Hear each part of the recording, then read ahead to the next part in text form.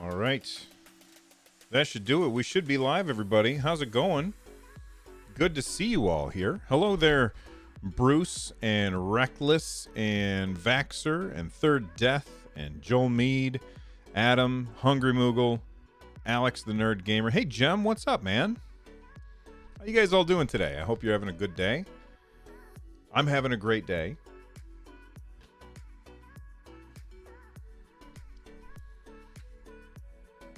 Hey, Frederick, what's going on? I'm sorry, it's probably not pronounced like that. How do you pronounce that? Hey there, Ronald. Hey there, Inlead. If you are here and you want to do me a favor, hit the like button because it'll make it more likely that people will see this.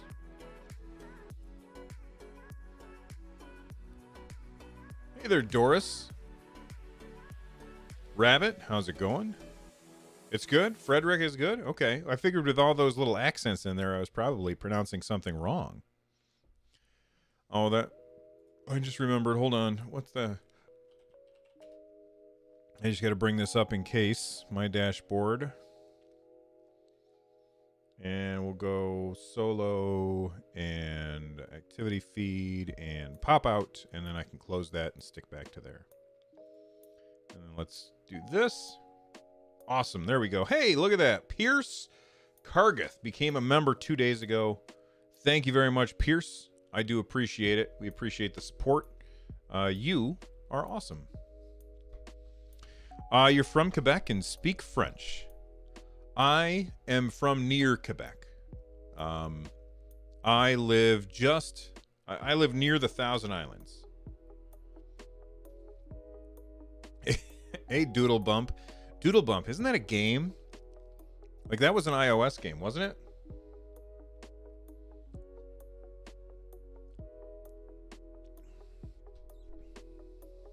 Viewer activity. So we're going to try something slightly different today. We'll see how it works. Maybe nobody's going to be interested in doing it. You know, so there's a possibility right there that nobody is going to want to join in the conversation. But yes, very close to Canada. But we're going to try it anyway.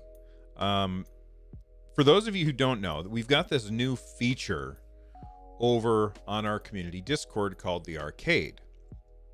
And basically, the way that it works is I can be on the stage, which I call the Arcade, and I can be talking on the stage, and then if somebody wants to join me, they can raise their hand and I can bring them up on stage, and then we can talk about what they want to talk about for a little bit.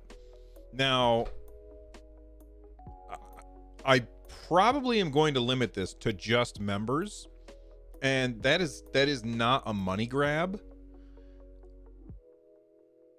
Members and Patreon. The reason that I'm going to limit that, and that might mean that nobody wants to do it, and that's fine.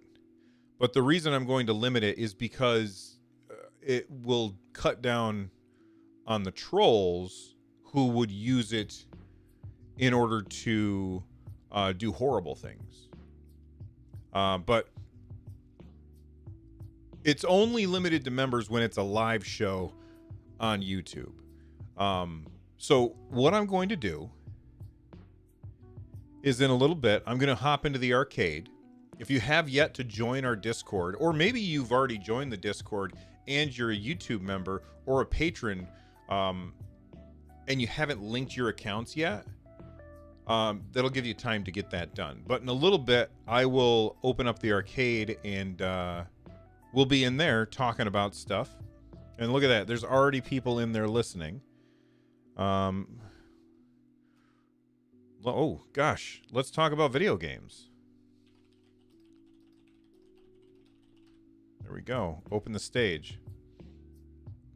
So if you are in the Arcade with me, you can either mute the YouTube or you can mute the Arcade. It really doesn't matter which.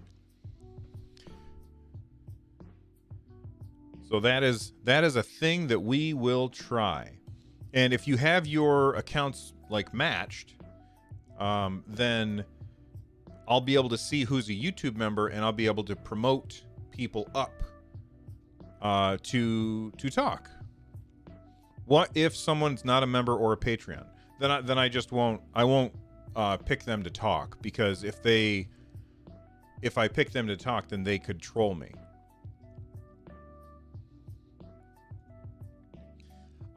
Daniel Reese Owen, have you ever spoke about Xbox rewards? It's an awesome feature.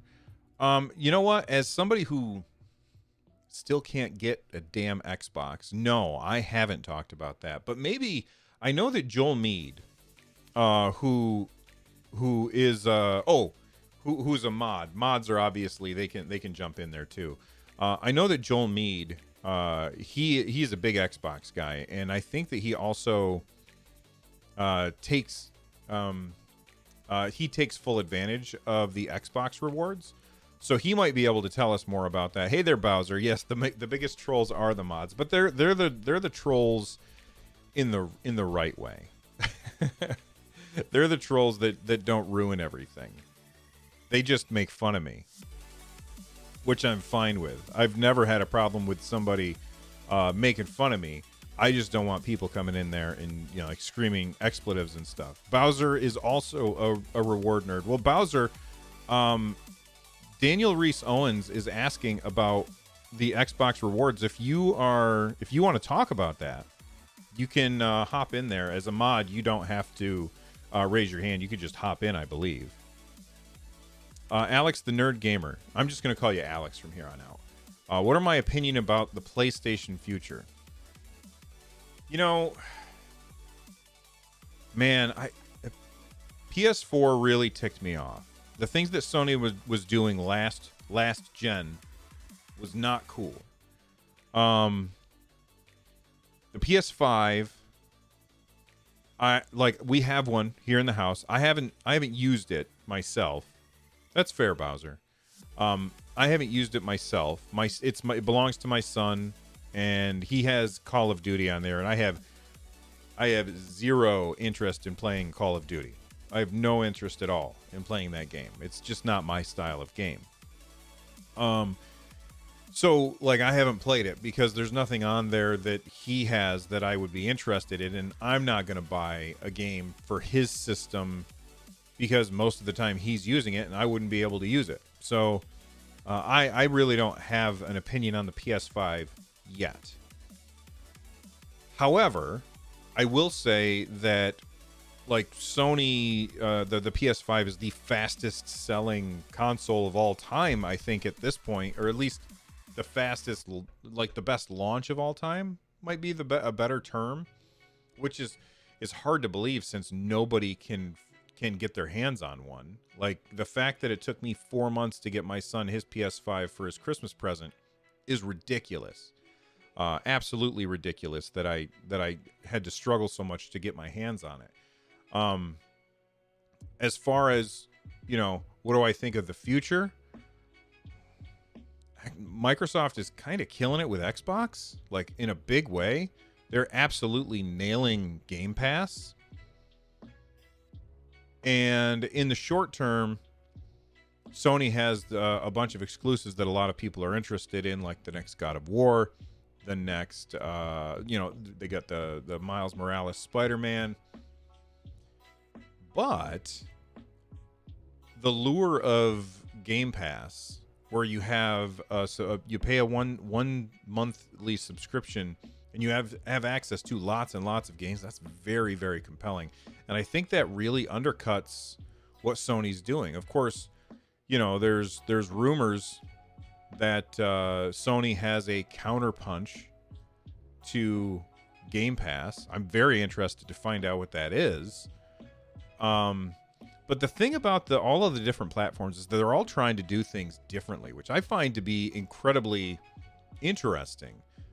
You look at Microsoft and they're trying to get people in with the subscription. You look at Sony and they're trying to get people with the exclusives. You look at Google. They are trying to say, look, we don't need a box under your TV. We're just going to let you play on any screen. You look at Nintendo. Nintendo's like, you can take us with you and you don't need an internet connection to play. You look at NVIDIA, GeForce Now. That's all about people who are big into PC gaming but might want to play their games someplace else, or they are into PC gaming and they don't have one of those incredibly expensive and really, really hard to get graphics cards. So every platform is doing something extremely different. And I find that to be very, very cool. I find that to be incredibly cool. And I hope that continues, because it gives people a reason to differentiate based on something other than ridiculous brand loyalty. Odow. I don't know how to say that. Odo, one of the way, I don't know, is it ow, like, oh, my elbow, or Odo, like, the shape changer in Deep Space Nine? Says it's a good time to be a gamer, and it absolutely is a good time to be a gamer. Hey there, Kodiak. I see you in there. You can jump up anytime you want, man. If you want. You don't have to feel like you need to. I'm just lurking right now. I'm middle of the game in Final Fantasy at the moment with the new update, so I'm just lurking. All right, get out of here then. Go stab a thing with a lance. That's what the dragoons do, right? Harpoons? Yes, correct. Yeah. All right, Odo, the shape changer. All right, well, thanks, Odo. Enjoy, Kodiak. But I think that everybody's doing something different, and I think that that's a good thing. There's nobody really feels like they're just copying somebody else. PC says, you know what loading and not breaking time loading never bothered me, nor even does GTA 5 bother me, but I am a quality type of person. But I agreed 100% with Anthony. Oh, I didn't see Anthony's response. So PC is saying next gen needs more power. It's already showing age. Games aren't even hitting 4K as often or as long as they said it would.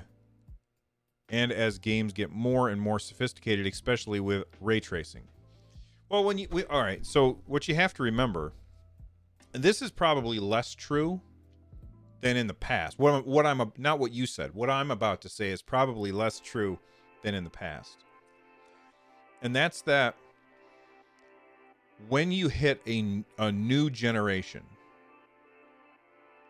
there's always a learning curve where the developers slowly figure out the best way to get the hardware to do what they want it to do in order to produce the best result. And at the very beginning, a lot of developers, especially if they're not first party, they're going to struggle with that. Now, this is not as prevalent this time around because Microsoft and Sony are both using hardware that's very similar to last gen. It's more powerful, but it's very similar to last gen. It's not like when the PS3 first came out and the developers were like, I'm sorry, what the hell are you talking about?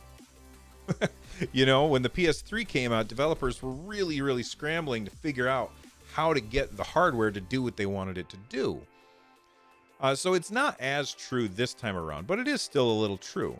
And so when you first get a new gen, and this is the same with Stadia too, when you first get with a new gen, the games aren't going to be as polished. They're not going to run as well as you would like. They won't hit the frame rates or resolutions that you were really hoping for.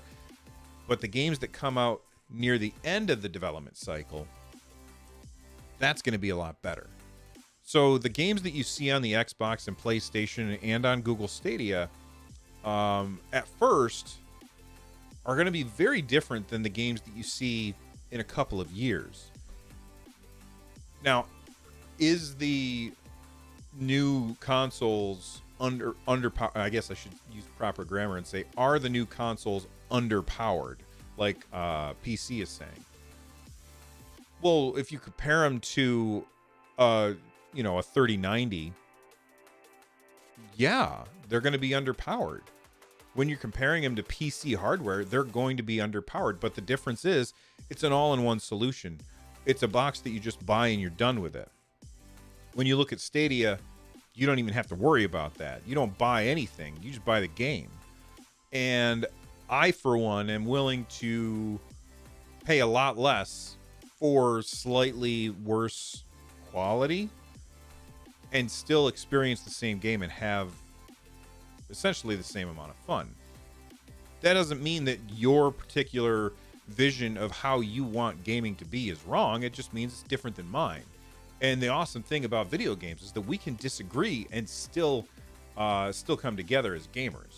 So I think that yeah, they're underpowered, but you know, if you want a beefy PC, you're going to spend a lot more than $500 on it in order to get that same rendering.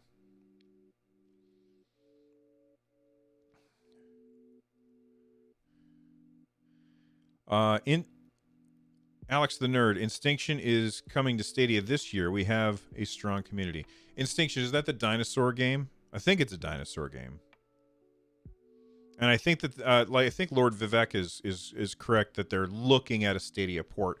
And you know, that's, look, I'm not going to say that the developers are full of beans or anything, but that's something that they always say.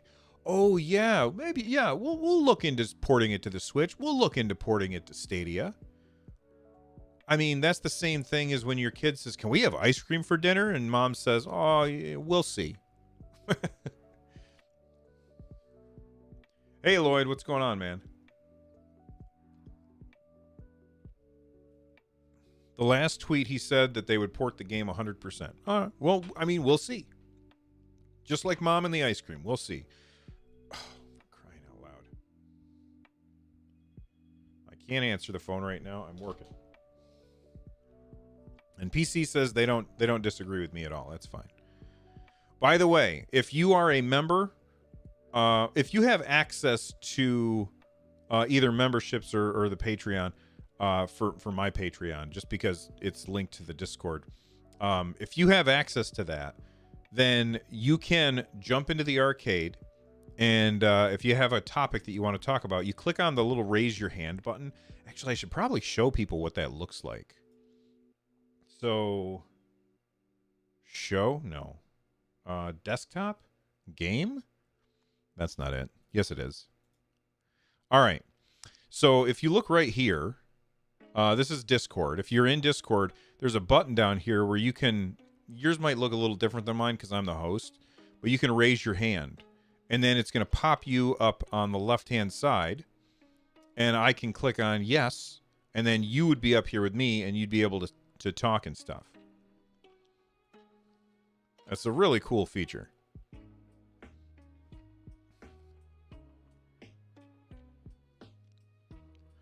Message retracted by Lloyd. Lloyd, what did you say? Did somebody delete you or something? By the way, how does the stream look? I decided to send it at a much higher bit rate just to try and get better quality as far as, you know, the look of the stream goes, because I'm always kind of a stickler for my stream quality. Thank you very much, Anthony Talcott.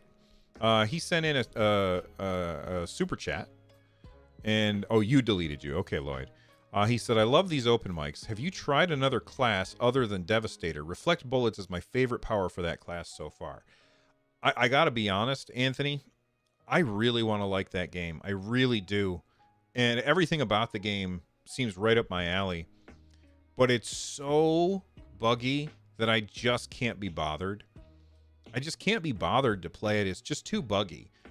I've decided that I'm just going. It's funny because I said this just the other day. I've decided that I'm going to wait until they get it fixed. And then I tried playing it again. I think it was like Sunday afternoon. I sat down and I was like, I'm going to play a little bit of Outriders. And it was super buggy and super low frame rate. And look, you guys have probably heard me say a million times, I don't care about the frame rate all that much. Like, it just most of the time the frame rate doesn't bother me, but in Outriders, it's so varied. Like, you go from what feels like 60 frames per second, is probably less, but down to like 15 frames per second. Like, it's it's like you're rubber banding all over the place. And it's just not great. It's a bad experience when you're trying to play that game. So I really want to play that game, but I'm going to wait until it gets fixed. Hey, Eddie, what's up, man?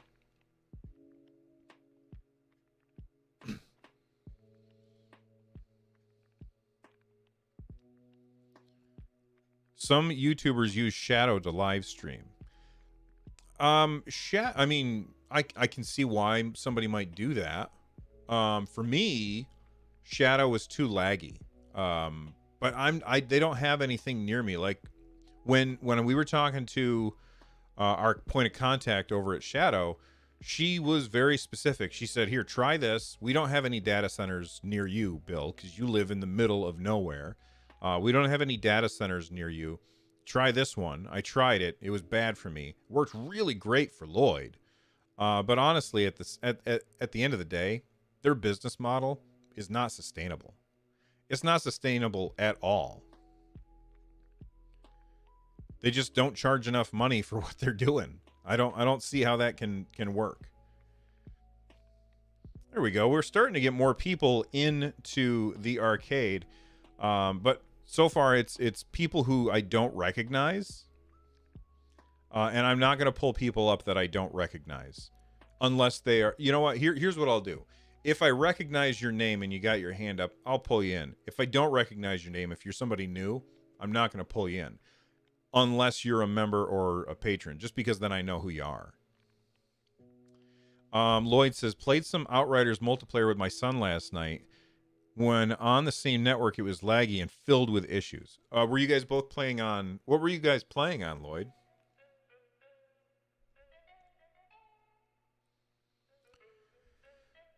Matt says, I didn't have a great time with the demo on PC either personally. I want to revisit it after some patches as well. I didn't even know that they had a demo. You're playing on Xbox? Was your son playing on it? Did you get 2 Xboxes? Did you seriously get 2 Xboxes?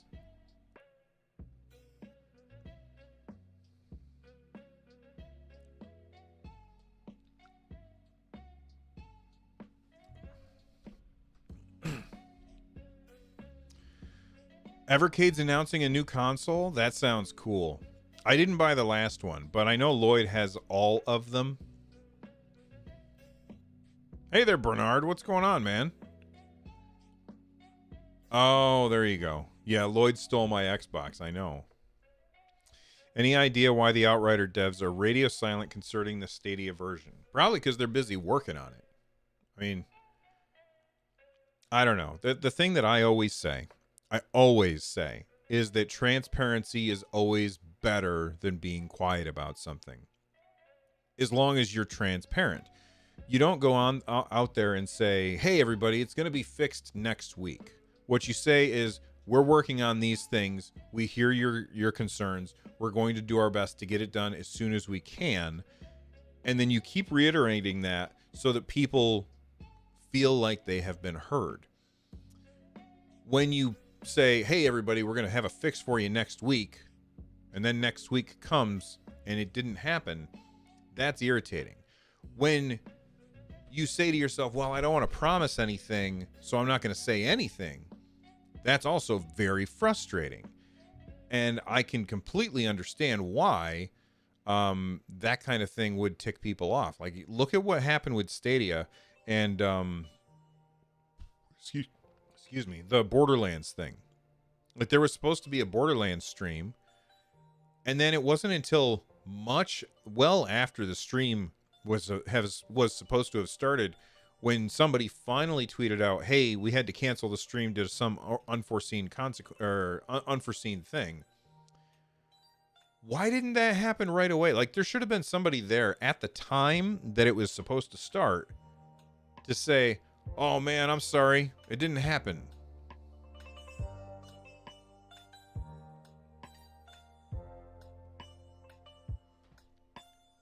Talking about Outriders, does anyone else notice that the colors seem very gray? For me on Xbox it is, but I haven't played a ton of it.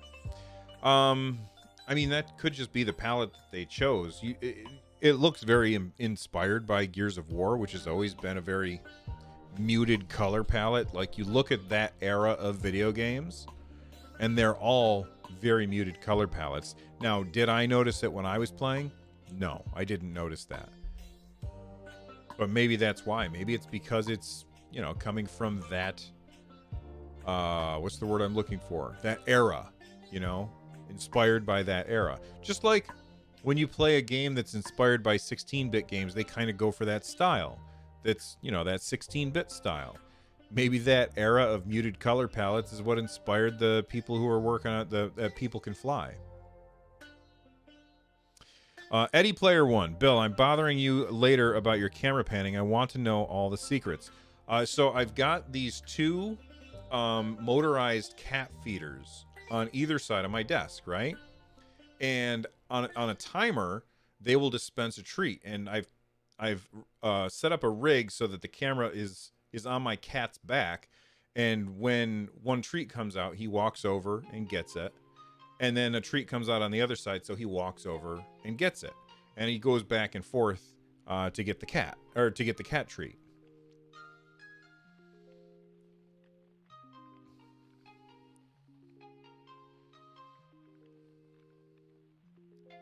Speaking of cats, if you want to check out our Stadia Cats shirt, we got Stadia Cats shirts right here so that you can try them out or check them out. Somebody mistyped Stadia Cast once, and it became a shirt. And it'll pop up on the screen there in a minute. Last year, Ubisoft launches day and date. And Eddie, if you want to know more about it, I think the device that I have is if you go to Amazon.com/shop/nerdnest, I think you can find it there. I don't know. Nobody ever uses it. I think that's what it is. Last year, Ubisoft launches day and date all games and ported a lot of games. This year, nothing seems. Ubisoft abandoned Stadia. I don't think they abandoned Stadia. What games has Ubisoft brought out this year? I don't know if you remember, but they delayed a lot of stuff. Plus, we still have Riders Republic coming to Google Stadia.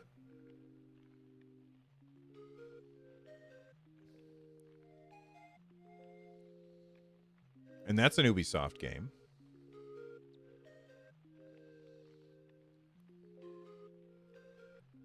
Do you know Beatbox? I don't know. Who's Beatbox? I don't know them. Sorry.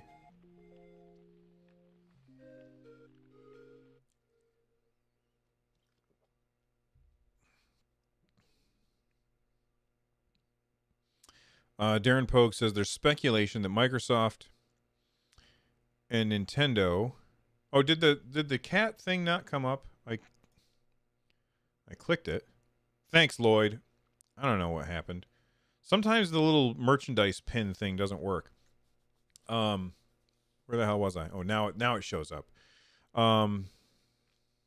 There's speculation that Microsoft and Nintendo are collaborating on something. Any ideas what that might be? Look, people have been speculating that Microsoft and Nintendo were going to collaborate on something a lot. And Microsoft man, whose name escapes me right now, he specifically said Game Pass will be Bethesda games will be available wherever Game Pass exists. Very, very vague. So there's, of course, everybody's anticipating that Microsoft is going to bring Game Pass to Nintendo Switch via streaming, which would be brilliant. I mean, why the hell wouldn't you?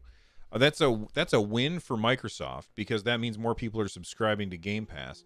That's a win for Nintendo because I'll bet that in order to use that, you probably have to subscribe to Nintendo Online, which is $20 a year, which is not much, let's be honest. And it means that there's a bunch of people who have an Xbox who then go out and buy a Nintendo Switch or a Switch Lite so that they can have one, take their games with them.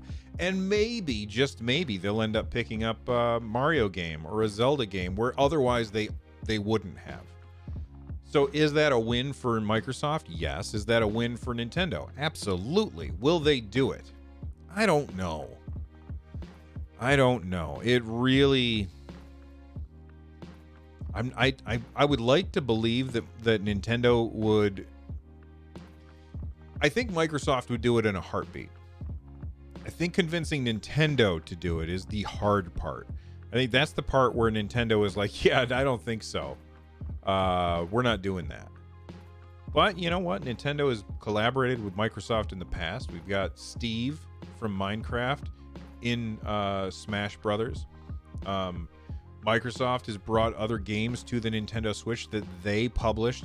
Games like Minecraft, games like Minecraft Dungeons, games like Ori and the Will of the Wisps and Ori and the Blind Forest. And it's true that there might be the possibility that the only reason that those games came to the Nintendo Switch is because A, it's Minecraft, and B, there were deals in place ahead of time before Microsoft purchased those studios. It makes a lot of sense if you want to reach the largest number of people that you'll put your games on as many platforms as possible. I don't know. I really I hope so, because I think it'd be great. But we'll see. Only time will tell. That's a great question, though.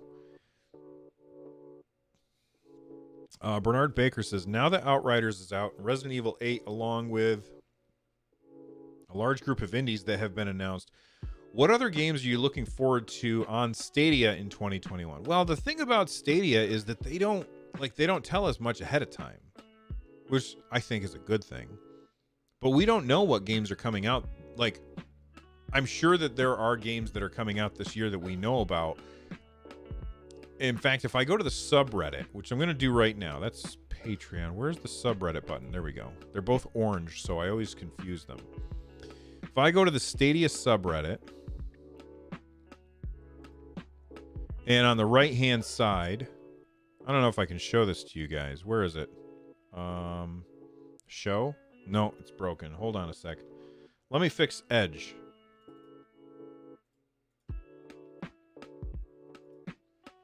There we go. Solo, 1UP, show. There we go. I got it working now. If you look on the right-hand side, we've got the games that are coming out this year. So the games that I'm looking forward to, and I would love to hear what you guys are looking forward to as well. But the games that I'm looking forward to, I am looking forward to Resident Evil 8. I think that looks very interesting. And honestly, I said that I wasn't going to play Resident Evil 7. I think I might give it another shot.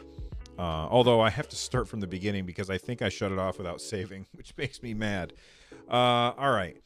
Chorus, I think, looks really good. That's that space shooter game. Looks fantastic. Grime looks really, really great. Riders Republic is a game that I can't believe I'm super excited for. What's the X Games style nonsense? Like, most of the time, I don't care about that stuff. I'm very interested in what's going on with Riders Republic. I think it looks fantastic, but it's been delayed indefinitely. We don't know when that's coming out. And then we've got Bloodstained. Looks really good. I'm looking forward to Bloodstained.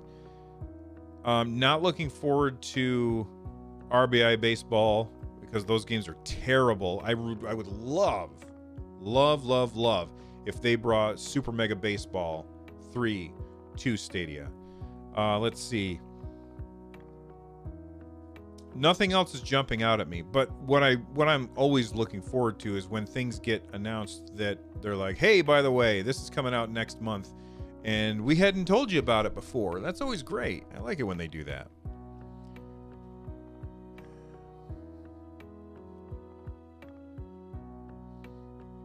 Turn it off and on. What, is something broken?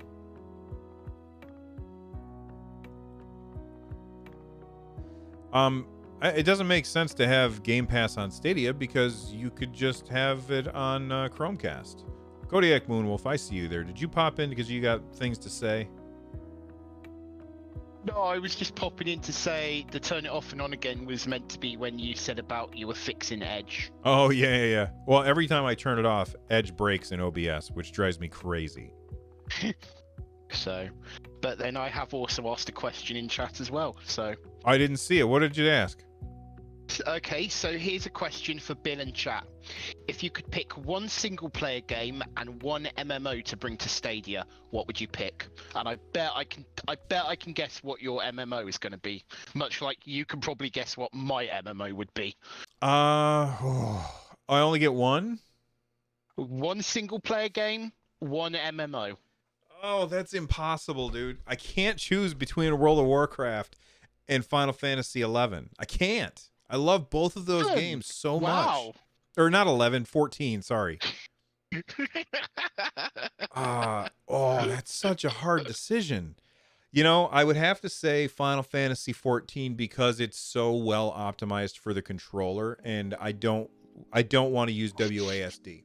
I can't stand WASD. It hurts because I broke my elbow. You can still see the scar if I get the bitrate high enough. So Final Fantasy 14 is the MMO that I would pick. In a single player game. Well, no, because that's not only single player. You know what? Not for me, but for everybody else, Minecraft. I think Minecraft would be amazing on Stadia, especially because that game is so CPU hungry. Like the Stadia CPUs are supposed to be pretty good, I think, if I'm remembering correctly. So that's it from me. What's your single player game? Because I know that you're going to say Final Fantasy 14. Of course I'm going to say Final. I might actually drop a surprise here, and I would probably have to go something like Legendary Dragoon from the Sony PS1. Okay, so you're talking like super old retro. Yeah, so that's probably my most favorite JRPG that is outside of the Final Fantasy franchise. It's a game that I purposely went and bought a PS3, signed up for a US PSN account just so I could get my hands on that game to play it again, because it's not available in the EU PSN store. So I had to buy it from the US PSN store just to play it. I've never played it. I've heard good things about it, but I've never played it. I always mixed it up with Panzer Dragoon, which just because it has Dragoon in the title, not because they're similar games, because I know that they're not. Fair enough. All right. Well, that's a great question. Chat, I would love to hear what you guys think. You can either leave a message in chat, or if you are somebody whose name I recognize and you raise your hand, I will pull you in and you can talk just like Kodiak did. We're over on our community Discord. There's a link in the description down below, so you can join. Thanks, Kodiak. That was a great question. Oh, World of Warcraft would be huge for Stadia. Absolutely massive. I mean, just imagine. What's that? I was going to say, that's what I was expecting you to say, if I'm honest. That was the one I was expecting you to pick. Well, I mean, I played that one. I played that game nonstop for 7 years. And it was like the only game that I played for like those 7 years. And I absolutely loved it. But I feel like I've done everything I'm really interested in doing in that game. And honestly, if they put in controller support, I would probably start playing again. And I know that like there were people who were doing like reverse engineering or checking the code or whatever, and they saw that there were hooks in the system for controllers. Yeah. But when the new expansion came out, there's nothing about that. So for me, I mean, that's super interesting, but I don't know that I want to play a game with WASD because it's too painful for me. But so that's probably the reason I would go with Final Fantasy 14, because the controller support for that is fantastic. It's on point. It is how they've got it working. In fact, I would say it's better on the controller than it is on the mouse and keyboard, because there's just too many buttons on the keyboard, but on the controller they've figured it out. Yeah, I tried playing it with mouse and keyboard. I just didn't get on with it. It was a case of having to play it with controller. And I've got used to it because I've got all my odds. I've got my icons in order for all the combos and all of that, and I just So Yeah. But it's interesting to see some of the responses people are giving in chat for their choices. I mean, Lloyd. I get the feeling Lloyd's an Ultima fan. Yeah, probably. Oh my god, I loved Ultima Online. You guys can't see it, but on the wall over there, I think I tweeted a picture of it earlier this week. So if you go to Run Jump Stomp on Twitter, you'll find it. But I have the cloth map that came with Ultima Online, which was my first MMO, and man, that game blew me away. I absolutely love that. And by the way, speaking of Ultima 7, I did an interview with Jeff Kanata from the Totally Rad show and the I forget his Dungeons and Dragons show, but it's really, really good, and you guys should check it out because we talked about Ultima 7 was the one game that he wanted to talk about. Lloyd says the cloth map used to be in his background. I moved it a little while ago. I had mine sitting on the floor behind me. It's framed now, and now it's on the wall. Let's see. MMO from InLead would be Guild Wars 2. Single player would be Anno 1800. Again, Guild Wars 2. I think it's a great game. Needs controller support in order for me to give it the time of day. Sorry, Vaxxer. Vaxxer will be mad at me for saying that. Single player Anno 1800. I don't even know what that is. I've seen people like type that out from time to time, but I don't know what it is. I have no idea.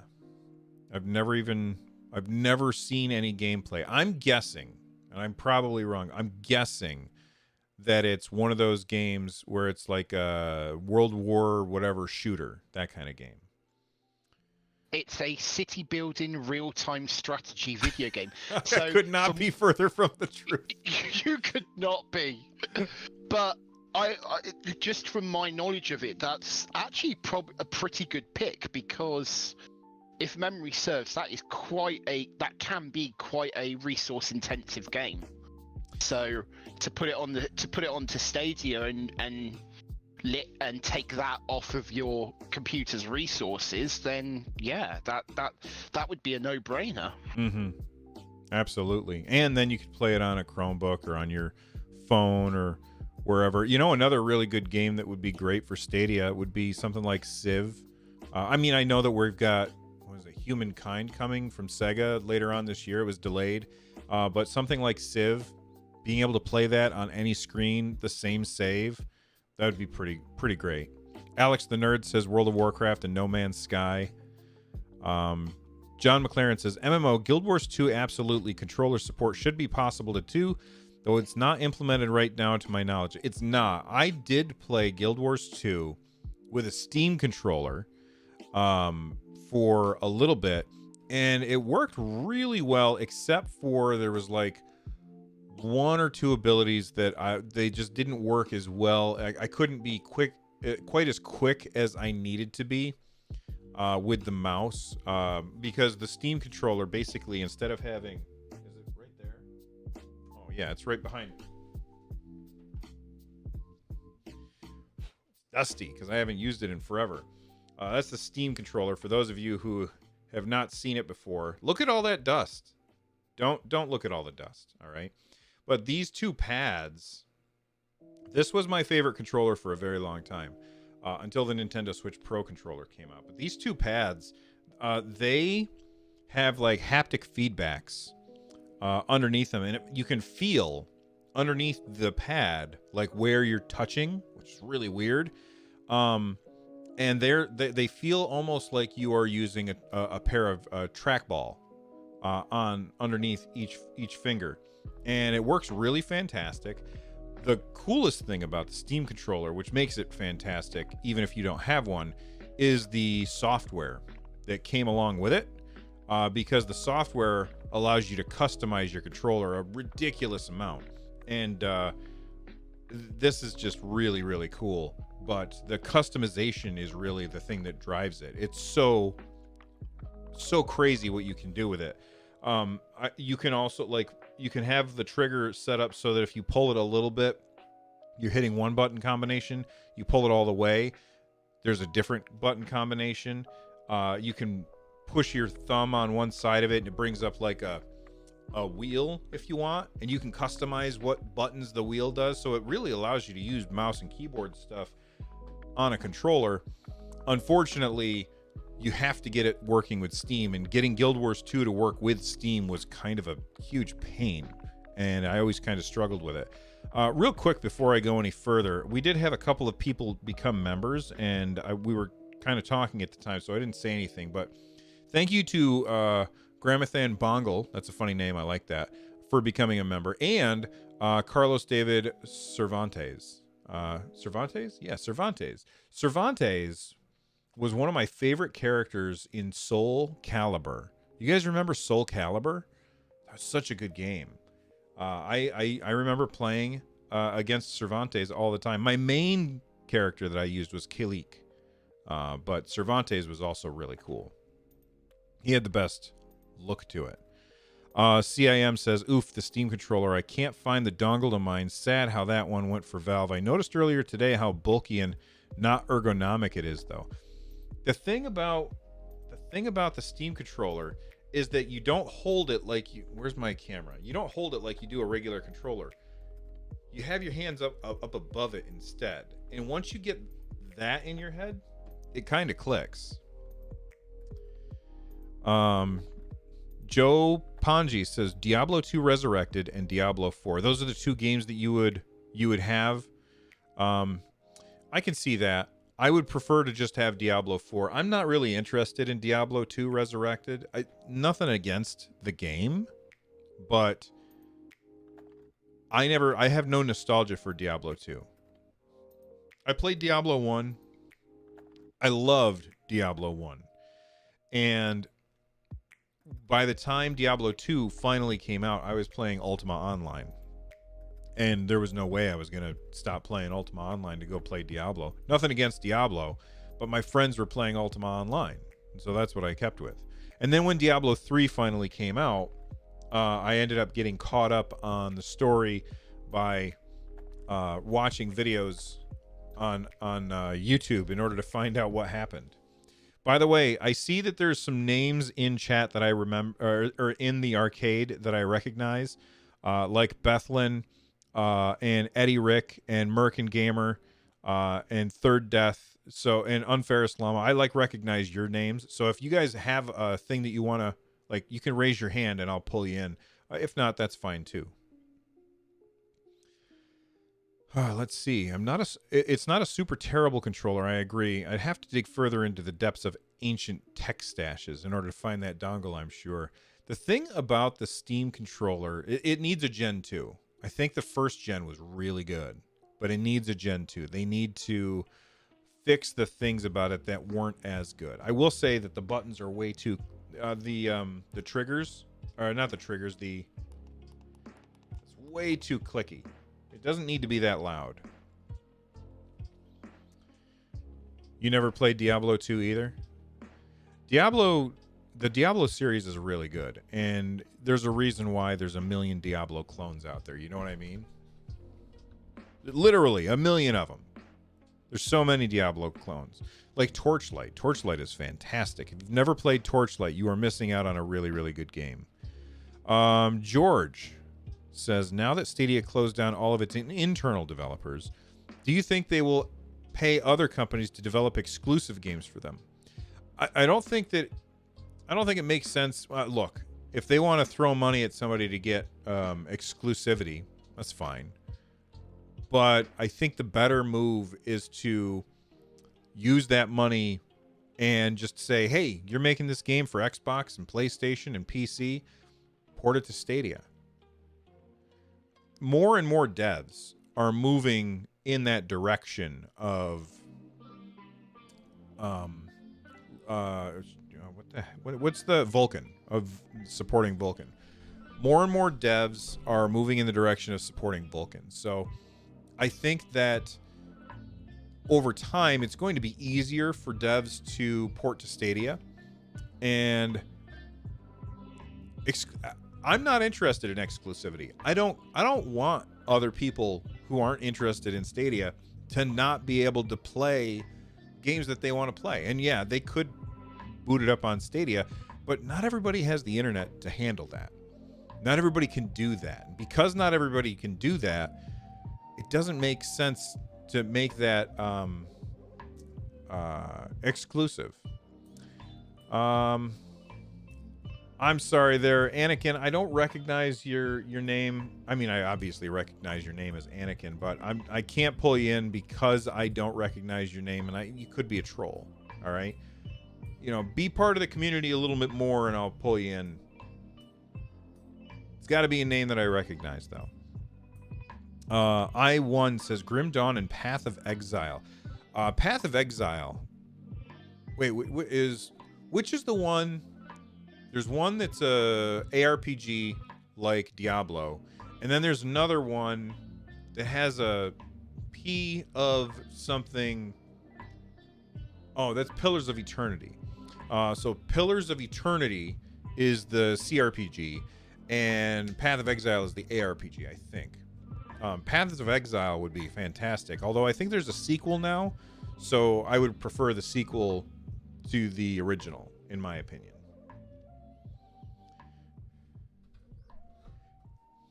Samuel, it would be nice to see some features possible only on Stadia. Well, and that's completely different. It's completely different when you end up with a video game on your system because your system is the only place that video game would work. That's the kind of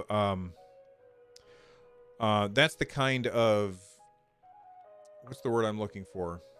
That's the kind of exclusive that I'm all for. Gramathan. Oh, you're Peter Panikin Skywalker. Oh, well, link your Discord account to your YouTube account so that it shows up in Discord, and then I'll pull you up, man.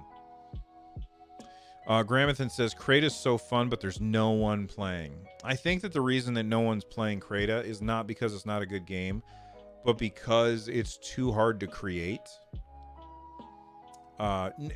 Unless you're a programmer. Like, if you're programming and you know what the hell you're doing, it's not too hard to create. But overall, I think it's too hard to make games in Crata. So therefore people are like, well, I'm not going to go looking because obviously it's too hard to get it done. Over time, I think that that's going to improve. Jacob Dickens says Crata has improved ? I keep jumping in, but I can only manage 5 minutes of fun. Nothing seems finished. Well, nothing seems finished because it's made by, people who aren't making money. They're not getting paid to make those games. Sorry, I just turning up my fan. They're not getting paid to make those games. They're just making those games for fun. And that means that they're not going to make much money. I mean, maybe they will if they win the... Are they still doing that creator award thing? Sorry, I'm kind of warm, so I'm turning on my air conditioner. There we go.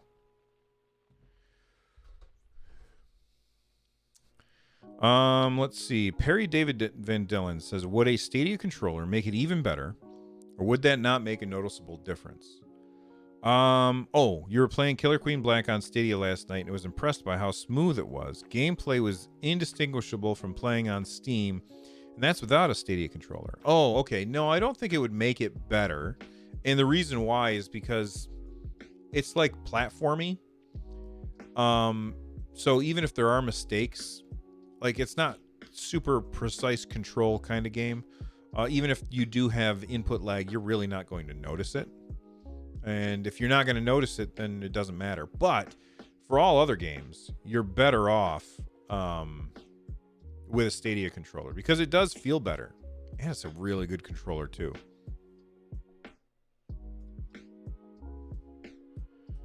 Oh, I don't know how to fix that either, Gramathan. I'll tell you what, because there's not a lot of people here and it's easy for us to do that, you can go ahead and ask your question. So go ahead and raise your hand again.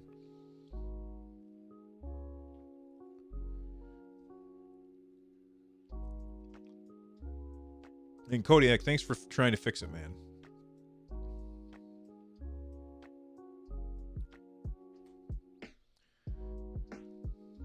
just to say quickly, Christian Woods, Ninja Gaiden the series and Phantasy Star Online. That's an interesting mix of options there for the games.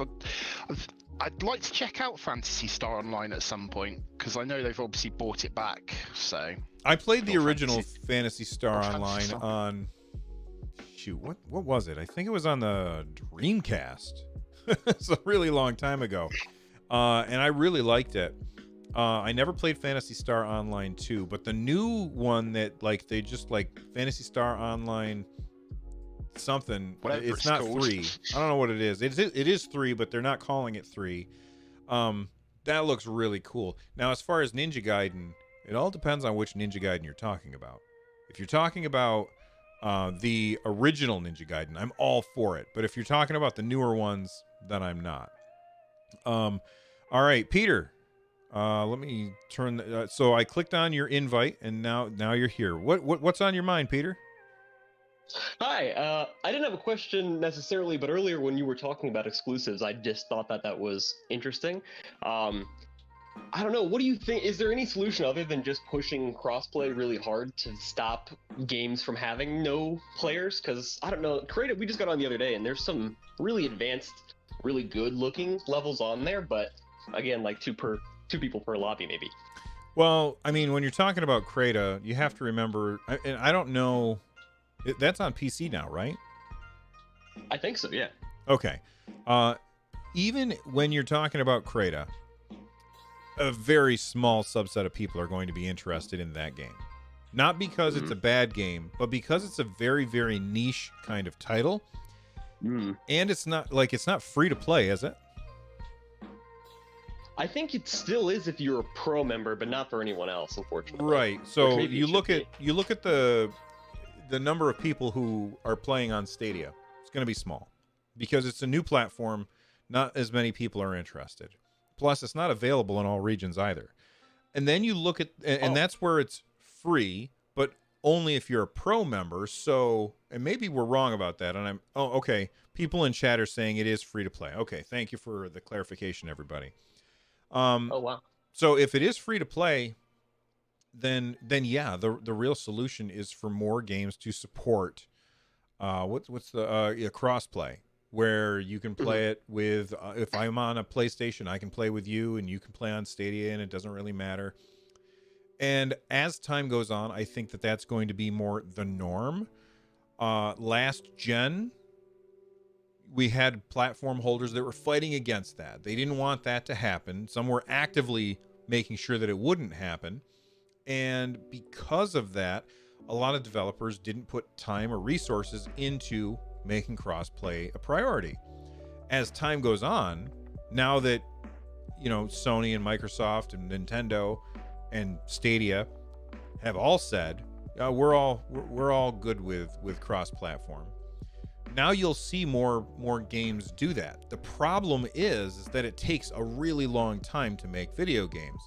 And so the crossplay stuff isn't going to be in many of the games that we're going to see in the next year or two, because they would have had to start that stuff a long time ago. Now, I'm not an engineer, so I don't know. But maybe that's something that they can patch in later. But at launch, it's not going to be a priority because they started this stuff years ago.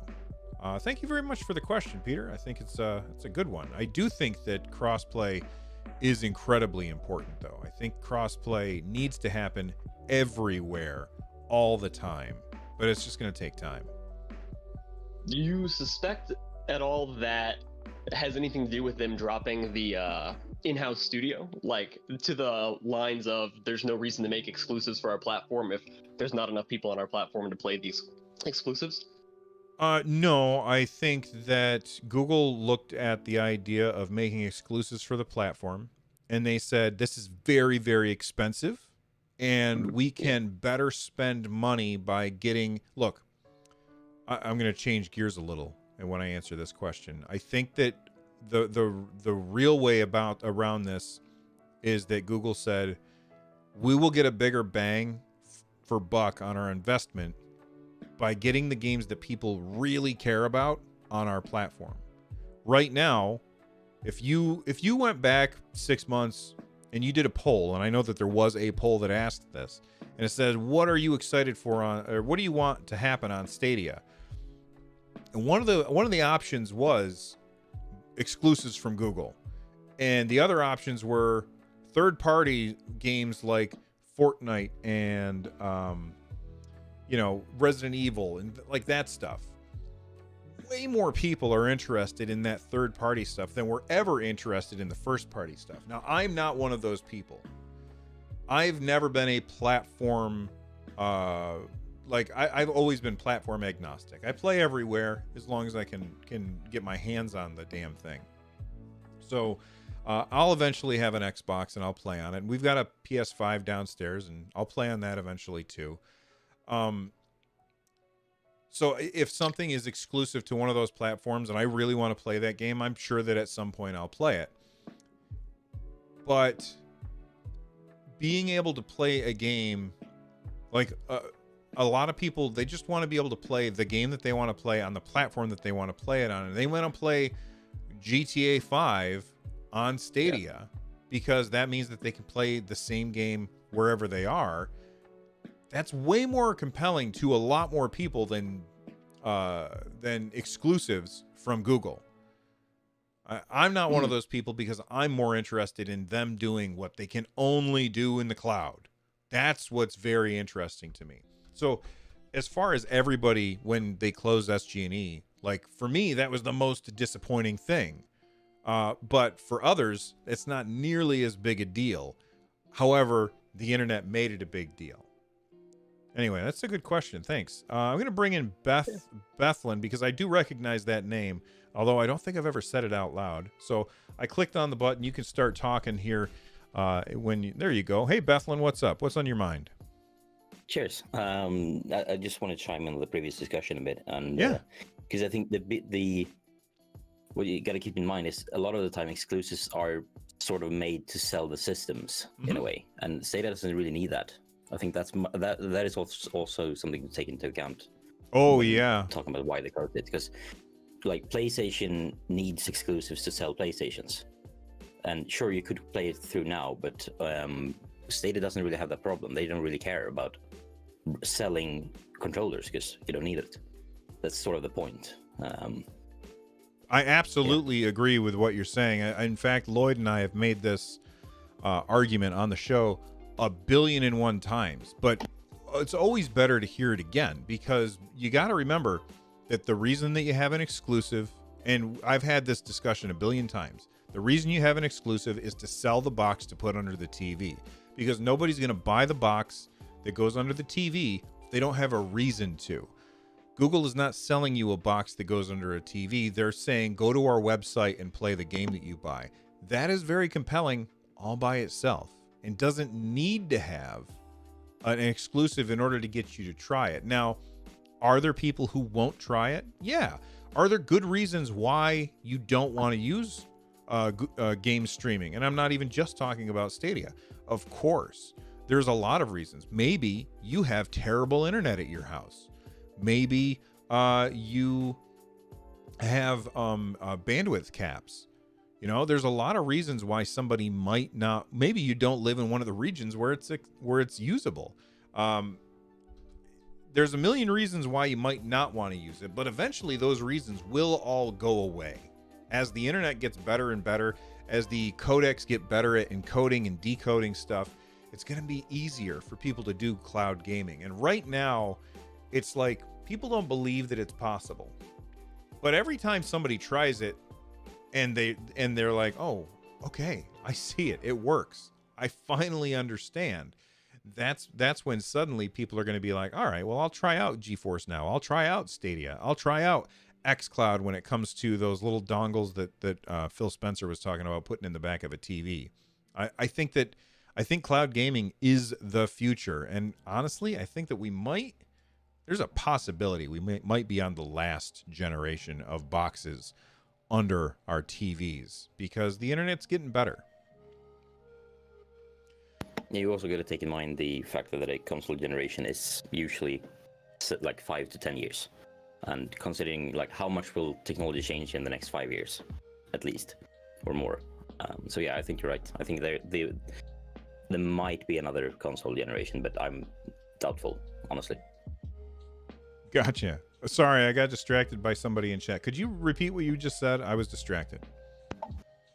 Yeah, no, sorry. I was just saying that I think you're right that there might be another generation, but even like that will probably be just to get the people who doesn't want to play on the cloud to have to get them up to speed. I think because you got to take in mind that a console generation is 5 to 10 years long usually. Yeah. And I mean, how much will technology progress in the next 5 to 10 years? We don't know that for now, but considering how fast it's been changing over the last 10 years, look at this I can thing. only imagine. Yeah. Look at this thing that I'm holding up. 10 years ago. Look at 10 years ago what a smartphone was, and you compare it to today. And honestly, yeah, you're absolutely right. 5 years if the console's a failure, 10 years if it's a huge success. It's somewhere in the middle there. Obviously, I think the Xbox and the PlayStation are both going to be wild successes this year, or this generation. I think that they really will. But I don't see any reason that people won't want to use cloud gaming in the future, because everybody's going to have access to internet that's fast enough in 10 years. I can't imagine that they won't. And I'm sure somebody in chat will bring up Starlink or Star. I can never remember what the hell it's called. It's funny. There's a guy that I work with. He was in Florida on vacation, and he said that he was fishing in Florida, and he found out that they were doing a Dragon launch, and he got to see it take off, and he was like amazed by it. And I guess it was one of the Starlink things. I want to see one of those launches. Press start once in chat says, so I don't think there'll be a PS6. Oh, I do think there'll be a PS6, but I think it's going to be like in the cloud. I think you won't have to buy it for your house. Maybe I'm wrong, but I'm always bullish on this kind of stuff. You know what I mean? Anyway, what do you think about? Go ahead. Okay. I was going to say, what do you think about the Xbox? I don't have Xbox. I've been a PlayStation guy, but the streaming Xbox, the Slim or whatever it is, do you think that is that just a bridge, or do you think that there's going to be more of these like big box, basically Chromecast that you're just streaming from, but have storage or whatever else you'd want? I think it's a half step. Like the reason that I was most impressed with Stadia is because they were not. You can't buy Stadia for your house. Like you cannot buy a box for your house for Google Stadia. It's just impossible. Which means that they are all in on the cloud. With Xbox, it feels like they're like, all right, well, we're gonna do a half step here. We're gonna do the Game Pass. We're gonna do the streaming thing, but we're also gonna sell you a box, which means that they are limited to only doing things that can be done on the box. Whereas Google is not limited in that way. Of course, Google then said, you know what, we're not going to do SG&E anymore. So that depends on third parties to do the things that you can't do in the box. And third parties want to sell to more than just Google.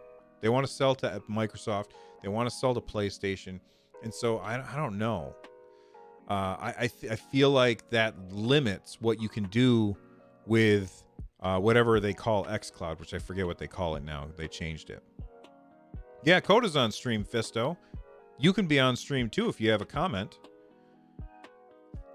And somebody in chat said a minute ago, there'll definitely be another console generation.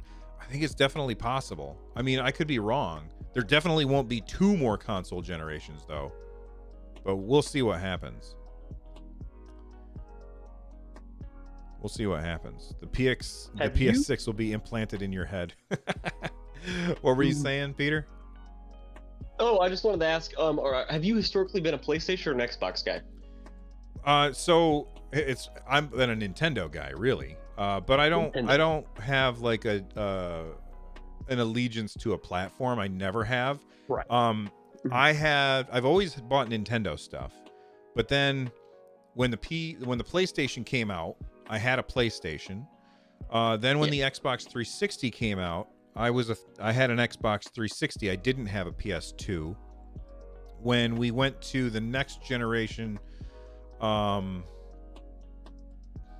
then I did not have a PS3. I had an Xbox 360, and then I had a PS4, but not an Xbox One.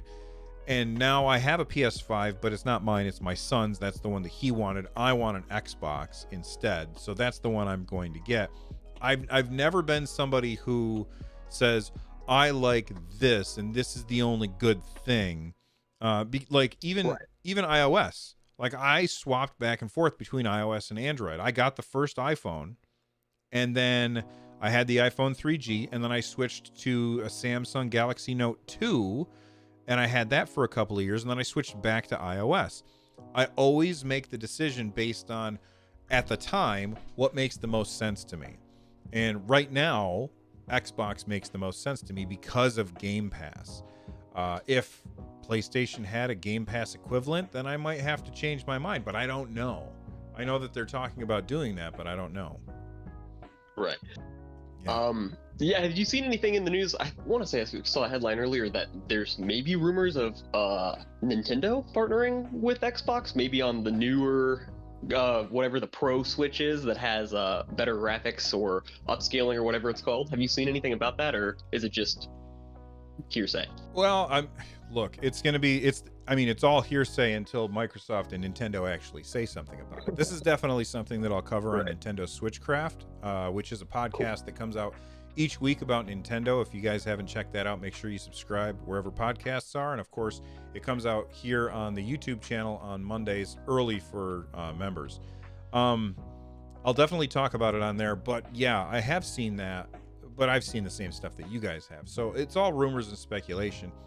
I did talk about it earlier in the stream, so you'll want to rewind if you want to hear me talk about that extensively. But the long and short of it is I think it would be great for both Microsoft and Nintendo if they did it. However, I see Microsoft saying, hell yes. And I see Nintendo saying, absolutely not. That's how I feel about it. Do you think that Nintendo just carves out its own path where it doesn't try to do streaming in the future? Or like, because it doesn't seem like they really have a lot set up through stream. I mean, I think they do smaller games, but they don't can do you anything. Stream like it's third parties are doing it. So right now, like you can play Control on Nintendo Switch via streaming. You can play Phantasy Star Online 2 on the Nintendo Switch through streaming. I think you can play Resident Evil 7 on the Nintendo Switch through streaming. But Nintendo doesn't do any of it. They all do everything on the actual system. Nintendo doesn't have a great track record when it comes to doing things with the internet. They're bad at that stuff. What were you saying? I think you also got to take in mind. Sorry, go ahead. All right, we're gonna go with Peter and then Bethlyn. Sorry. I was just gonna say, like, where do they go if we are talking about, 5-10 years, the next console generation, maybe not being boxes or maybe largely being streaming? Well, Does Nintendo have to partner with an Xbox or Stadia or someone who can offer streaming as an option, or do they just go full on hardware and kind of make their own different direction?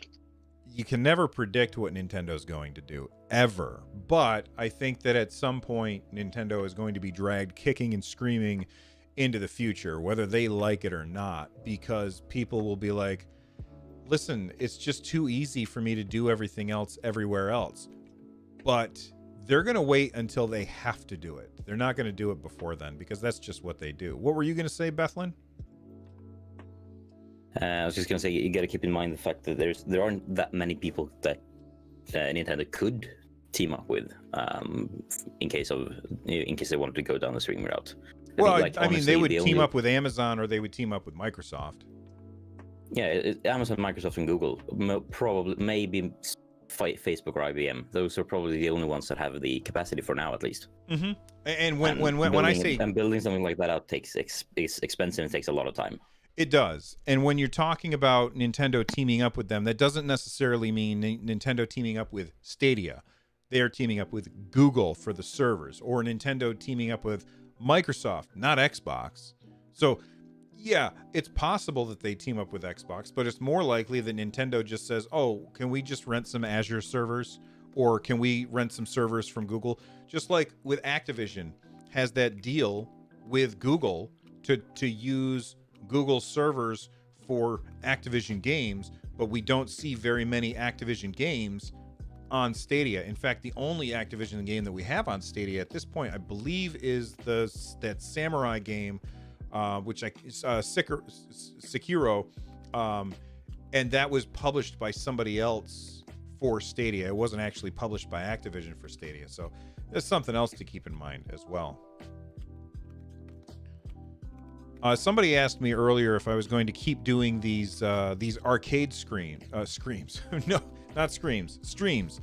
If this is the kind of thing that you guys like, make sure that you hit the like button and let me know, and I'll do these more in the future. It's fun talking to you guys.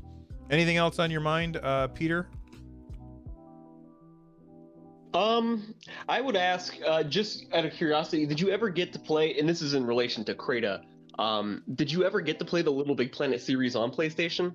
I think you said you didn't have a PS3, so... I didn't have a PS3. I will say that what I saw was really compelling. Like the graphics were cool, and I loved what you could build with it. But it's like I wasn't going to spend $1 billion on... hold on. Okay, there's a Sony PS5 restock at Walmart. Oh, PS5 accessory at Walmart. Sorry, I'm waiting for my Xbox thing. So when my watch dings, I look at it. Yeah. I can't remember what the hell I was just saying. Oh, the jumpy platform, Little Big Planet. Yeah, I think that game looks cool. I wasn't going to spend $700 on a PS4 or a PS3 for it, because Sony was asking for way too much money. Did you ever play that game, Bethlin? I played a little bit of the third one. I think it was kind of the first game that I used to introduce my son to gaming, really. Oh, that's cool. And he's 5 now and finished Let's Go Pikachu today, actually. So that is a really good game. Let's Go Pikachu is fantastic. What a fantastic experience that was. And I thought it was going to be garbage, but it was so fun. I mean, Pokemon Yellow was my first Pokemon game, and now his first Pokemon game is Let's Go Pikachu, and he called Mewtwo today, like just a few hours ago before he went to bed. That's fantastic. Nice. That's very cool. Sofa Spy in chat says you should have a giveaway for the 7th caller like radio.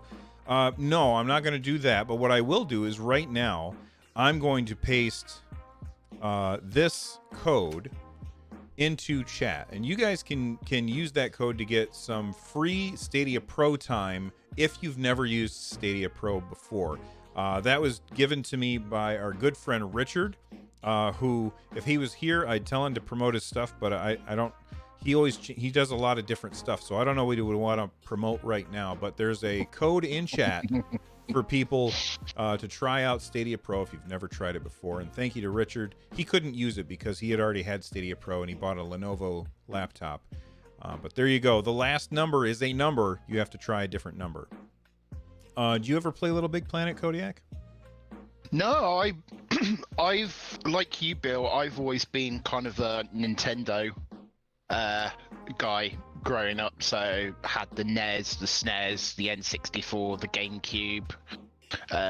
My first Xbox was the 360. I played the PS1 when I was younger, but then my first proper one again was actually the PS4 I got a couple of years ago now. So I've never really had PlayStation in my arsenal, only in the last couple of years. I had the first PlayStation and I played it so much, but that was for it was my Final Fantasy VII machine. Like I would play Final Fantasy VII every day after work, and then on Sundays I would pause my PlayStation and watch The Simpsons, and then unpause and continue playing Final Fantasy VII. I love that game so much. Yeah, I was gonna say, just jumping back to what Bethlin was saying about Pokemon. Like, obviously, that's a Pokemon and Digimon, two big series that I've kind of grown up a bit with, and still fans of both. And Pokemon Sword and Shield, that's probably the one that's kind of really caught my attention out of the last couple of generations. Mhm. But of course, I might be a little biased on that one, considering the Galar region is based on the UK where I am. So I might be. There is another bit more of a bias there, but that's not something I'm prepared to go into on stream. But yeah, it's Pokemon Sword and Shield, very much fun. Has nothing to do with the fact that the two legendary Pokemon are wolf related. So yeah, Nothing at all. nothing at all. It's funny, I do a Nintendo podcast for quite a few years now, and the first Pokemon game that I ever played was Pokemon X. Like, I never played Red and Blue, I never played Yellow, I never played any of them until Pokemon X. And it was like I was over at a friend's house. We were playing the Star Wars RPG that we were playing together, Matt, and we were playing that game. And he was talking about the fact that he was playing Pokemon, and I was like, "Oh, I thought that was a game for kids." And he goes, "Oh no, it's a JRPG that's kid friendly, but it's also really, really fun." And for me, it really blew me away how fun it was. Now, the story is terrible. I don't care about the characters at all. As far as you compare it to other JRPGs, it's phoned in my opinion. The power of friendship, you know what I mean? But the mechanics are really great. The going out and collecting Pokemon is fantastic, and I really like the combat as well. I really am a fan of Pokemon X. Sun and Shield, or Sun and Moon, did not keep my attention, and neither did Shield and Sword, and I don't know the reason why they didn't hold my attention. It's really strange, because other than that, like, you would think that it's the same damn game. I should have liked them, but I was just bored. Yeah. Sean Knowles says, "Is the merch decent quality? I've been burned on YouTube merch before thinking of a purchase." We've had somebody complain that they didn't think it was good quality. I bought a hoodie. I was very happy with the hoodie. It's in my closet right now. I think that it's fine, but you know what? It depends on what you are looking for from your clothes. So I don't have an answer for you, Sean. I cut somebody off who was about to talk. What were you going to say? Speaking of JRPGs, have you ever played the Golden Sun games? It's for the Super Nintendo, right? No, Game Boy Advanced, and then Game Boy, right. Then the DS, I think. I think I played it a little bit emulated, but at the time I didn't. I was very late to the party for the GBA because I didn't have money. What are those games like? Those games are they're incredible. Like, apart from a bit of like, the dialogue is a bit chatty at times, so it can go on for, like, overstays welcome a bit, and random encounters are part of the RPG genre, I guess. Mm-hmm. But apart from that, it's really good. Like kind of a fluid class system in a way, because you have like collectible gins that increase your power, and then you can switch them around to change your classes. Oh, that's cool. And then also a lot of environmental puzzles with the spells that you use in the combat as well. So you can bring the spells outside of combat. It's really cool. That's really awesome. I always like it when the spells work outside of combat as well as in combat. I think that shows a little more depth to the game.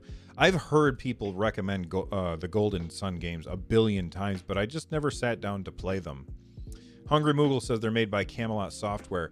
Camelot makes really good stuff. I've always been a fan of theirs. I just never played that one. Yeah, and I think it's like 8 years ago since the last one came out or something like that. So it's way overdue for its fourth one, because they've been quite successful, all of them. Yeah. Bernard Baker says, question for Bill and chat. Any quick drop in and drop out games you suggest for shorter sessions, 30 minutes or less? This can go for Stadia or Switch. Ooh, that's a really good question. Quick drop in and drop out games. So, I mean, I would say any Battle Royale game is perfect for that. Drop in and drop out. What do you guys think? Any drop in, drop out games that you are excited about playing? on either Stadia or Switch? Go ahead, Graham. Okay. I'm sorry, Gramanthan. Oh, you changed your name. Okay. I got it fixed. Gromathan. But okay. Outcasters is a really fun jump in, play around, jump out. It's a little low on players, but it's definitely a fun game, I think. I wish more people were playing it. It is a really good game. I think that it's the kind of game that has a really high skill ceiling, and I think that scares people away because I feel like people struggle to steer the projectiles. And if you're playing on mouse and keyboard, it's even weirder because you kind of click and hold to draw the path. So I think that scares people away, but I think you're right. It is a really good game. Were you about to say something there, Bethlin? Yeah, I was gonna say Outcasts as well. But the downside with that is it's usually like whenever I play it, it's like I go in for just a few, like 2 rounds, and then 2 hours later I'm still playing.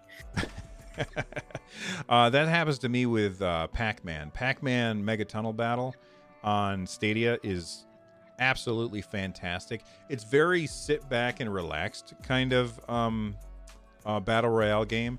But then you compare that with the one that just came out on Switch, Pac-Man 99. Oh my God, that game is frantic and intense and fast-paced. Both fantastic Pac-Man games, but they play so completely different. Have you guys played both of those? Just the Stadia one for me. I haven't played the other one. What about Same. you, Gramanthan? How do I say that? Gromathan, like Jonathan. Oh, like Jonathan. Okay, Gromathan. Okay, go ahead.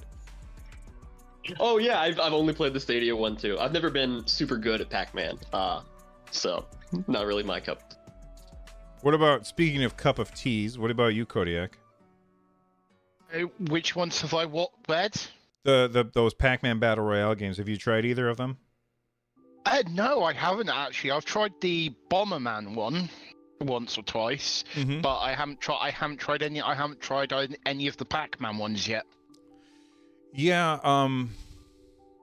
I would say definitely try out both Pac-Man games. They're both really good, especially if you've got Switch Online because it's free. It doesn't cost you anything for Pac-Man 99.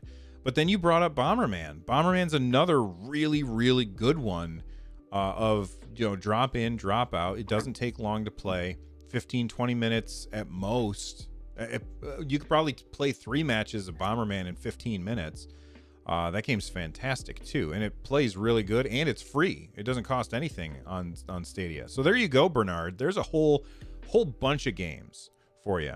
Darren? Also, don't sleep on Gunsport. What's that? Oh, Gunsport. That's the volleyball game with the guns, really right? Good. Yeah, it like the matches are really quick, and it's a really good game. I just forget I have it all the time, so I rarely play it. But I feel like really that game came out right at the same time as something else that was bigger, and it just completely got overshadowed because I did play it and I really like it. Yeah. Also, Yeah. Cake Bash.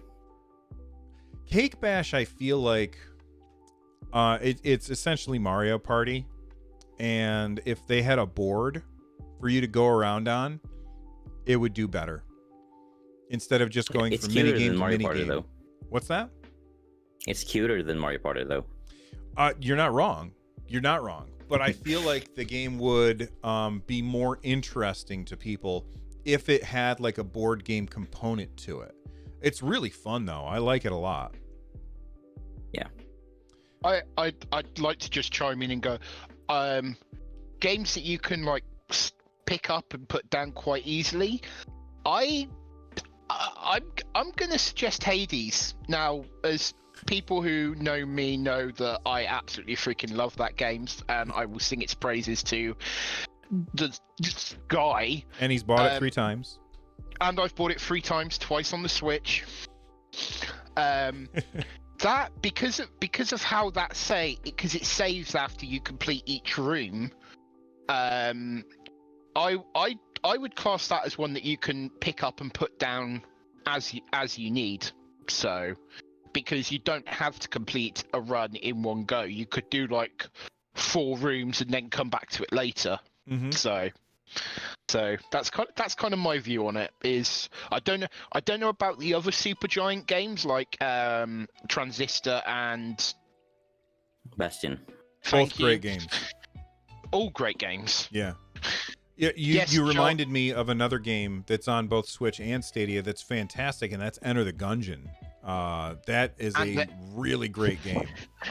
And Exit the Gungeon. I haven't done very much in it, but its sequel is just as fun. I felt like Exit the Gungeon. Well, I played it when it came to Apple Arcade, when Apple Arcade first came out, and I tried it for the free month or whatever. And I thought it was fine, but I feel like Enter the Gungeon is really way better. Joel Mead in chat requires an explanation why you're buying it twice on the Switch. I bought it. Okay, I bought it digitally when it was first announced and when it came out originally. Then it was announced that they were doing a physical copy of it. They saw you coming. I had to get the physical copy too, but it was only like £30, and yeah, that's not most bad. games are like 40 and stuff, and I'm like, eh. Yeah, I bought games many times over and over again. In my lifetime, I think I've bought Borderlands 1.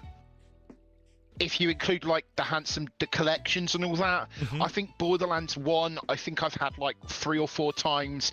Borderlands 2, I've got like 5 times on different platforms. It's just like you just end up buying certain games multiple times. Joel Mead says 30 pounds is too heavy for a physical game. It comes with a lot of stuff.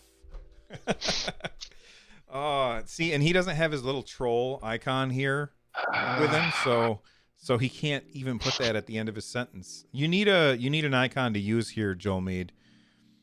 Yeah, that. Damn it, Joel. I think I bought Elder Scrolls Online. I bought it for, well, okay.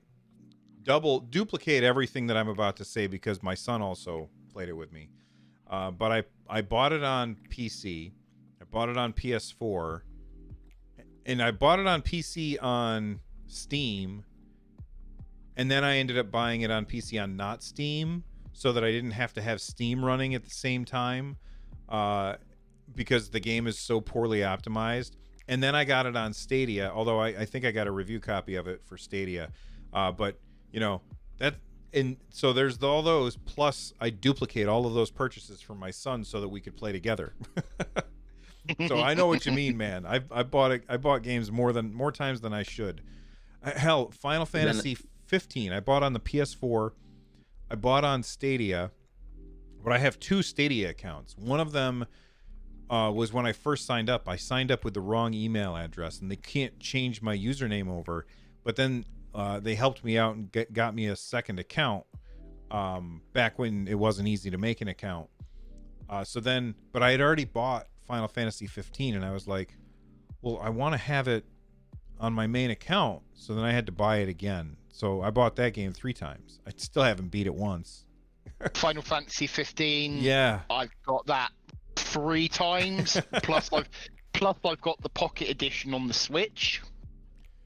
Yeah, what did you think of that? I didn't think it was very compelling. Into those games? I'm sorry. What'd you say, Bethlin? How many hours have you sunk into those games? I mean, if you've sunk in like and more hours than you've paid for it, even if you paid for it several times, you obviously like the game, and then obviously want to support the developers. It isn't that bad. I think it can be justified by several times. Yeah. So Hades is, I'll give for an example. That one I've supported that since they were in early access. It's been a staple on my content for the last year plus. It's just my go-to game when I want to just chill out for a bit. Final Fantasy 15, I can't tell you how many hours I sunk into that, but content-wise, I have beaten everything in the main game bar the second super boss. I've done all the side quests and everything on that one on the Xbox. So yeah, stuff like that. And like the Borderlands franchise is like that one where I've got multiple copies of that is, again, that's given me more than ample hours of of playtime. The stories are always fun, and the writing's spot on. So it's like that one was just because I wanted to play it. Hades, it's an indie title. Supergiant, I'm happy to throw money at them. Final Fantasy 15, I wanted it on Stadia when it came out. I haven't actually played too much of it on Stadia. I just wanted it on Stadia. It's not a good port. It's such a bad port. Really? Yeah, I mean, look, I'm not a frames per second snob or anything, but it feels like they just did a copy paste. Like they didn't do any of the work to make the HDR is so bad on that version of the game that you have to have it turned off when you go to play. Yeah. And it's too bad. And you look at Dragon Quest XI's, same studio, but Dragon Quest XI's is fantastic. The port on Stadia, Final Fantasy 15 is not, which is too bad. But you know what? You could still play it. It's still fun. It's just, it would have been nice if it had been higher frame rate or resolution. I think it's 1080p 30. Stadia can do better than that. Yeah. But it was also like almost a launch game. It was a launch game. Yeah, I thought so. Craig Anthony says, where's StadiaCast gone? StadiaCast happens every single Sunday right here on this channel. So make sure that you subscribe and turn on the alerts so that you get notified when we go live. But yeah, we've been doing it at every single Sunday at 10 a.m. right here on this channel. We just changed the name because we talked about other stuff too. But StadiaCast is still only Stadia stuff right over there on Sundays. Do any of you other guys, Gramathan and Bethlin, do either of you have games that you've purchased a bunch of times over and over again? Yeah. Like what, Beth? Or maybe it's not as much purchased over and over again. I think I've bought every DLC for both Europa Universalis and for Solaris, like Paradox Grand Strategy games, and those they release like 3 or 4 expansions per year. Wow! But then again, I have like 500 hours in both of them, so like I'm happy to throw money at it. I love the games, and I love the studio. What kind of game is it? Why not? It's a grand strategy game. The Europa Universalis is basically like pick any country in the world between 1444 and I think it's 1820, and then you play as that country for those 400 years. And Solaris is the same, but in space. See, I always try. I'm like, oh, this time I'm going to get into this 4X game, and I never do. I never like that. I play for a little bit, and then something distracts me. I don't have the attention span for games that require a really good attention span, except for MMOs, but that's because you're always doing something different. Like you go to the next place and it's different. It's all different, and that's the only way that I can do that. What about you, Gramathan? You buy a game over and over again? I haven't repurchased a game on a bunch of different consoles, but I have, like you, I've given Blizzard a lot of my money for things like World of Warcraft and Hearthstone and those kinds of things. Oh yeah, Blizzard. They really they have figured out how to reach into your wallet and take the money. Yeah. So well. You look at Hearthstone, like that's a free to play game. And then they just like so many people. Another podcaster that I talked to, Justin Robert Young. He has a podcast called he has two podcasts. One called Politics, and then another one called Raise the Dead, which is like a history podcast. And he came on 143 Pixels once, and I interviewed him, and he talked about Hearthstone. And he was so sucked into Hearthstone once that he ended up in the hospital because he was sick and he wasn't taking care of himself, and he was playing Hearthstone and he passed out in the bathroom.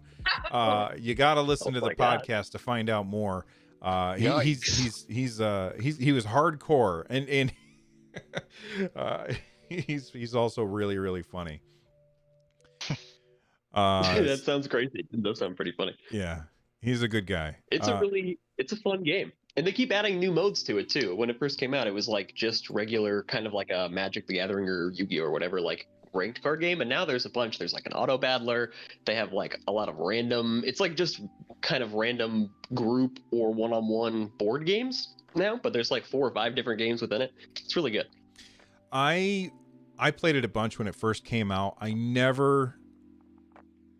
It was clear to me that I was not going to be good at this game. So yeah. I stopped investing time into it, which is a good thing because it is not just a time sink, but a money sink. Especially because they bring out the new stuff and all of the old stuff is now kind of not great anymore.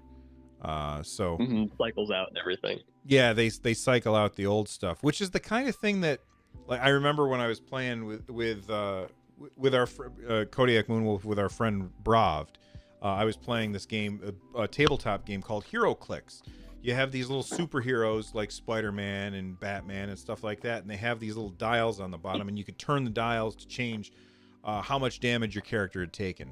And we were playing that a bunch, and what we realized is that they just kept making the new characters more powerful so that the old characters weren't as fun to play with anymore, so that you would buy the new characters, and that power creep was always kind of a problem. So we ended up stopping playing that game.